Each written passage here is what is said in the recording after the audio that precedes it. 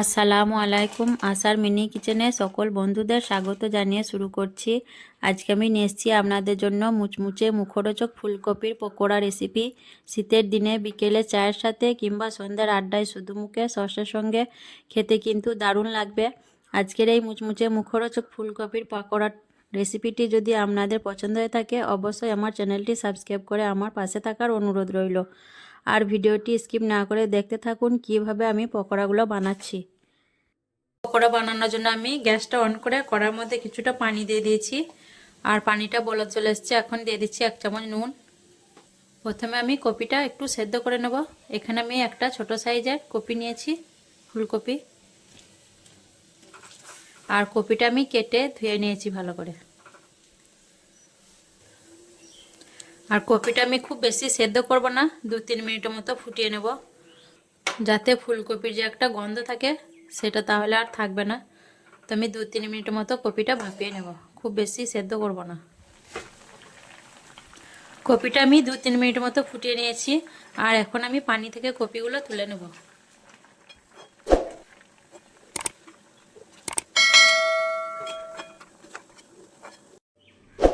কপিটা এখন আমি একটু ঠান্ডা করে নেব, তারপর পকোড়াগুলো বানাবো। আর আমি এরকম পেঁচের মধ্যে কপিটা তুলে নিয়েছি, তাহলে এতে করে পানিটাও ঝরে যাবে আর কপিটাও ঠান্ডা হয়ে যাবে।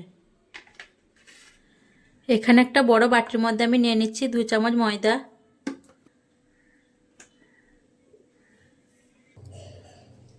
1 চামচ কর্নফ্লাওয়ার, স্বাদ মতো নুন, 1 চামচ ভর্তি করে লঙ্কার গুঁড়ো, দিয়ে দিচ্ছি একটা ম্যাগি মশলা। এই মশলাটা দিলে আর অন্য কোনো মশলা দিতে হবে না, এই মশলার মধ্যে খুব ভালো স্বাদ হবে। উপকরণগুলো একটু চামচ দিয়ে আমি মিশিয়ে নেব। উপকরণগুলো খুব ভালো করে মিশিয়ে নিলাম। দিয়ে দিচ্ছি 1 চামচ আদা রসুন বাটা, দিয়ে আমি অল্প অল্প করে পানি দিয়ে একটা ব্যাটার তৈরি করে নেব। এখানে আমি নর্মাল পানি দিয়েছি।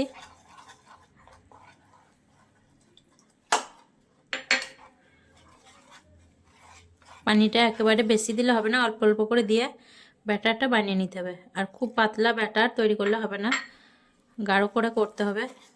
দেখুন ব্যাটারটা আমি খুব ভালোভাবে ফেটিয়ে তৈরি করে নিয়েছি, আর দেখেই বুঝতে পারছেন ব্যাটারটা আমি কি পরিমাণে তৈরি করেছি।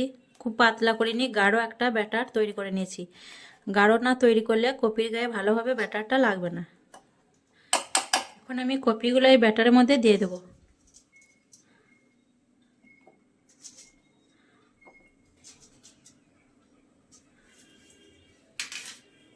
দিয়ে হাত দিয়ে আমি আলতো আলতো করে ব্যাটারটা কপির মধ্যে লাগিয়ে নেব।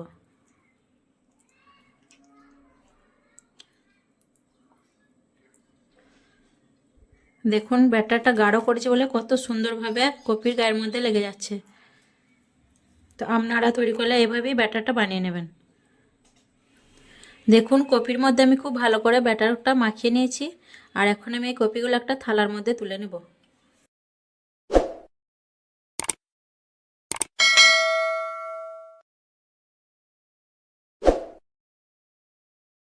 কপিগুলো সব আমি থালার মধ্যে নিয়ে নিয়েছি, আর এখন আমি উপর থেকে চালের আটা ছড়িয়ে দেবো। এতে করে পকোড়াগুলো খুব মুচমুচে হবে আর খেতেও ভালো হবে।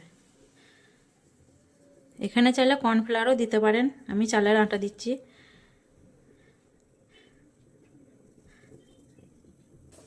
বেশ কিছুটা আমি চালের আটা ছিটিয়ে দিলাম। এখন হাত দিয়ে একটু ভালো করে মেখে নেব। চালের আটাটা আমি খুব ভালো করে মেখে নিয়েছি। এখন আমি হাতটা পরিষ্কার করে পকোড়াগুলো ভেজে নেব। এদিকে আমি গ্যাসটা অন করে কড়ার মধ্যে কিছুটা সাদা তেল দিয়ে বসিয়ে দিয়েছি, আর তেলটা হালকা গরম হয়ে গেলে আমি পকোড়াগুলো একে একে ভেজে নেব। তেলটা বেশ গরম হয়ে আসার পর আমি একে একে পকোড়াগুলো দিয়ে দিচ্ছি। আর তেলটা খুব বেশি গরম করার দরকার নেই, তাহলে কিন্তু পকোড়ার উপরটা পুড়ে যাবে আর ভিতর থেকে কাঁচা থেকে যাবে। লো মিডিয়ামে হিটে ভাজতে হবে, তাহলে পকোড়াগুলো খুব সুন্দরভাবে মুচমুচে হবে। একে একে আমি কিছু পকোড়া দিয়ে দিলাম। পকোড়াগুলো আমি লো হিটে ভাজতে থাকবো আর কিছুটা হওয়ার অপেক্ষা করব, তারপর পাল্টে নেব। নিচের দিকটা কিছুক্ষণ হওয়ার পর আমি একবার পাল্টে নেব, আর আমি চামচ দিয়ে পাল্টে নিচ্ছি। আর পকোড়াগুলো একটু সময় নিয়ে ভাজতে হবে, তাহলে খুব সুন্দর হবে, তাড়াহুড়ো করলে চলবে না। কিন্তু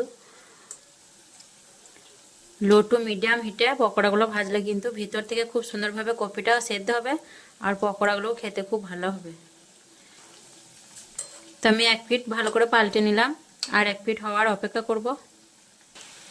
পকোড়াগুলো আমি লো টু মিডিয়াম হিটে বেশ কিছুক্ষণ ধরে ভেজে নিয়েছি, আর পকোড়াগুলো কিন্তু আমার হয়ে গেছে। এখন আমি এই ঝাঁঝরা দিয়ে পকোড়াগুলো তুলে নেব।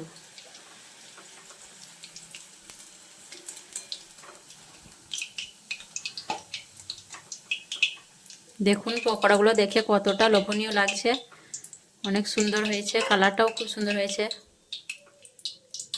আমি তেলটা ভালো করে ঝরিয়ে নিচ্ছি, তারপর তুলে নেব।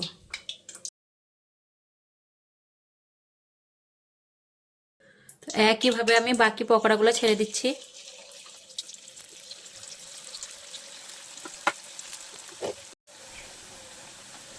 এই পকোড়াগুলো আমি উল্টে পাল্টে ভেজে নিয়েছি, আর এগুলো হয়ে গেছে ভাজা। এখন আমি এগুলো তুলে নেব।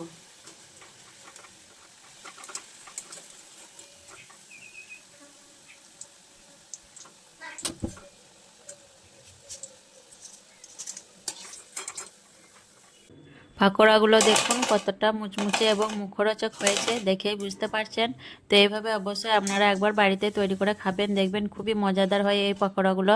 আর শীতের দিনে তো ফুলকপির ছড়াছড়ি, অবশ্যই সবারই বাড়িতেই ফুলকপি থাকে, তো অবশ্যই একবার বানাবেন। আর ভালো লাগলে লাইক করবেন, শেয়ার করবেন, আর আমার চ্যানেলটি সাবস্ক্রাইব করে আমার পাশে থাকবেন। তো আসবো আবারও অন্য কোনো রেসিপি নিয়ে। সকলে ভালো থাকবেন, সুস্থ থাকবেন। আল্লাহ হাফেজ।